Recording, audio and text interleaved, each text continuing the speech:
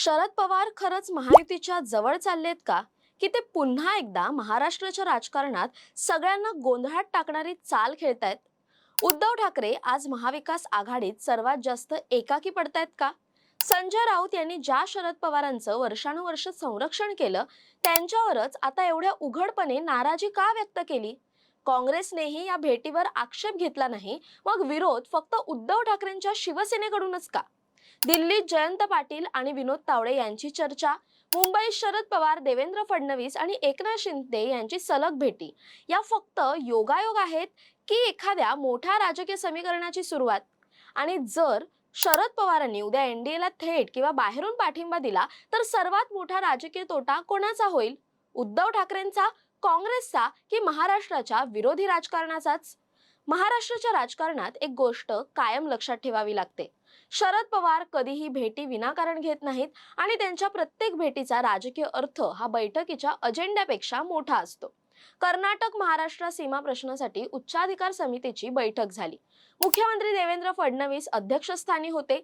सर्वपक्षीय नेते उपस्थित होते. त्या बैठकीत संयुक्त महाराष्ट्राच्या भूमिकेवर एकमत झालं. इतकं सर्व ठीक होतं, पण खरी चर्चा त्यानंतर सुरू झाली. बैठक संपली आणि शरद पवार थेट उपमुख्यमंत्री एकनाथ शिंदेंच्या दालनात गेले. एकनाथ शिंदे स्वतः मंत्रिमंडळाची बैठक सोडून आले. त्यांनी शरद पवारांचं स्वागत केलं. दोघांमध्ये चर्चा झाली. राजकारणात फोटोपेक्षा मेसेज मोठा असतो आणि त्या फोटोने महाराष्ट्राच्या राजकारणात मोठा मेसेज दिला. कारण हा साधा चहापान नव्हतं. ही भेट अशा वेळी झाली आहे जेव्हा राज्यात सतत चर्चा सुरू आहे की शरद पवार गट भविष्यात एनडीए बाबत भूमिका बदलू शकतो का? याच पार्श्वभूमीवर आणखी एक घटना घडते. दिल्लीत किंवा मुंबईतील चर्चांमध्ये जयंत पाटील आणि भाजपचे राष्ट्रीय सरचिटणीस विनोद तावडे यांच्या चर्चेच्या बातम्या समोर येतात. राजकीय सूत्र सांगतात, एनडीएला बाहेरून पाठिंबा की थेट सत्तेत सहभाग, या दोन्ही पर्यायांवर चाचपणी सुरू आहे. हे अधिकृतपणे कुणी मान्य केलेलं नाही, पण राजकारणात अनेकदा घोषणा आधी होत नाहीत. आधी भेटी होतात, नंतर वातावरण तयार होतं आणि शेवटी निर्णय जाहीर होतो. आता सर्वात मोठा धक्का कोणाला बसला? उद्धव ठाकरे यांना. कारण आजपर्यंत महाविकास आघाडीचा सर्वात मजबूत दुवा म्हणजे शरद पवार मानले जात होते. पण आज चित्र उलटं दिसतंय आणि त्याचं सर्वात मोठं उदाहरण म्हणजे संजय राऊत. हे तेच संजय राऊत जे प्रत्येक वेळी शरद पवारांवर टीका झाली की ढाल बनून उभे राहत होते. अजित पवार शरद पवारांना सोडून गेले तेव्हा राऊत पवारांच्या बाजूने, ईडी आली राऊत पवारांच्या बाजूने, भाजपने टीका केली राऊत पवारांच्या बाजूने. पण आज पहिल्यांदाच संजय राऊत थेट शरद पवारांवरच नाराज झाले आणि शब्दही साधे नव्हते. ज्या गद्दाराने सरकार पाडलं त्याच्या दालनात जाऊन बैठक घेणं मोठ्या नेत्याच्या विश्वासार्हतेला धक्का देतं.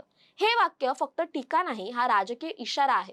राऊत पुढे म्हणाले, विधान भवन रिकामं पडलं होतं का? राष्ट्रवादी भवन होतं, शिवसेना भवन होतं, मग एकनाथ शिंदेंचंच दालन का? हा प्रश्न फक्त जागेचा नाही, हा राजकीय प्रतीकांचा प्रश्न आहे. कारण राजकारणात जागा देखील संदेश देते. जर उद्या उद्धव ठाकरे अजित पवारांच्या दालनात बैठक घेतील तर त्याचा अर्थ काय काढला जाईल? नेमकं हेच उदाहरण देऊन राऊतांनी नाराजी व्यक्त केली. पण या संपूर्ण प्रकरणात आणखी एक महत्त्वाची गोष्ट घडली. काँग्रेस शांत राहिली. ना पत्रकार परिषद, ना निषेध, ना टीका, ना प्रश्न. म्हणजे काय? महाविकास आघाडीत उद्धव ठाकरे एकटे पडतायत का? हा प्रश्न आता अधिक गंभीर झालाय. कारण विरोध फक्त ठाकरे गटाकडून येतोय, काँग्रेस मात्र संयम ठेवते. आता महायुतीचा राजकीय डाव समजून घ्या. एकनाथ शिंदेंचं ऑपरेशन टायगर आधीच चर्चेत आहे. त्यात आता जर विरोधी पक्षात संभ्रम निर्माण झाला तर महायुतीला दुहेरी फायदा होतो. पहिला, विरोधकांमध्ये अविश्वास. दुसरा, उद्धव ठाकरे आणि शरद पवार यांच्यात मानसिक अंतर. राजकारणात प्रत्येक लढाई जागा जिंकून होत नाही. काही लढाया विश्वास तोडून जिंकल्या जातात. आणखी एक महत्त्वाची घटना. शरद पवारांच्या भेटीनंतर एकनाथ शिंदे यांनी भाजप प्रदेशाध्यक्ष रवींद्र चव्हाण यांच्यासोबत जवळपास अर्धा तास चर्चा केल्याची माहिती समोर आली. त्यानंतर विधानसभा अध्यक्ष राहुल नार्वेकर यांच्या दालनात देवेंद्र फडणवीस, एकनाथ शिंदे आणि इतर वरिष्ठ नेत्यांमध्ये पुन्हा चर्चा. हे सर्व योगायोग असू शकतात, पण राजकारणात सलग योगायोग हे अनेकदा रणनीतीचाच भाग असतात. आता प्रश्न येतो, शरद पवारांना यात फायदा काय? इथेच त्यांचं राजकारण समजतं. शरद पवार कधीच कायमस्वरूपी मित्र किंवा शत्रू मानत नाहीत. ते कायमस्वरूपी स्वतःचा राजकीय प्रभाव जपतात. आज त्यांच्याकडे 8 खासदार आहेत, 10 आमदार आहेत. संख्या मोठी नाही, पण अनेकदा सरकार स्थिर ठेवण्यासाठी एवढी संख्या पुरेशी ठरते. म्हणूनच त्यांची निगोसिएशन व्हॅल्यू अजूनही संपलेली नाही. जर त्यांनी एनडीएला बाहेरून पाठिंबा दिला तर दिल्लीत त्यांची स्वीकारार्हता वाढेल. केंद्राशी संवाद वाढेल, राजकीय स्पेस टिकेल आणि विरोधी पक्षात बसून होणारी घसरण थांबेल. दुसरीकडे जर विरोधी पक्षातच राहिले तर उद्धव ठाकरे आणि काँग्रेस सोबत जागा वाटप, नेतृत्व, मुख्यमंत्री पदाचा चेहरा या सगळ्या प्रश्नांमध्ये त्यांना सतत तडजोड करावी लागेल.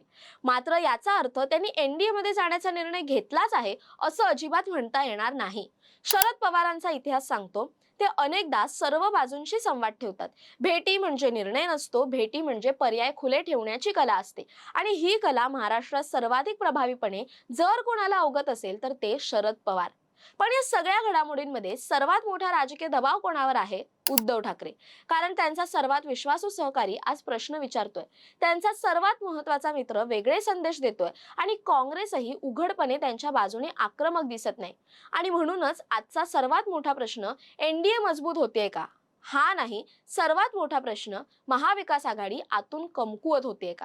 कारण विरोधी पक्ष निवडणूक मतांनी हरत नाही, तो आधी विश्वासाने हरतो. आज महाराष्ट्राच्या राजकारणात विश्वासाची हीच लढाई सुरू आहे. शरद पवारांनी अजून कोणतीही अंतिम भूमिका जाहीर केलेली नाही, पण त्यांच्या प्रत्येक भेटीने, प्रत्येक शांततेने आणि प्रत्येक संकेताने राजकीय चर्चेला नवं इंधन दिले. आता पुढची चाल कोण खेळणार? उद्धव ठाकरे, महायुती, की पुन्हा एकदा सगळ्यांना आश्चर्यचकित करत शरद पवार? तुम्हाला काय वाटतं कमेंट करून नक्की सांगा. तसेच अशा नवनवीन व्हिडिओसाठी टाइम महाराष्ट्राला सबस्क्राईब करा. धन्यवाद.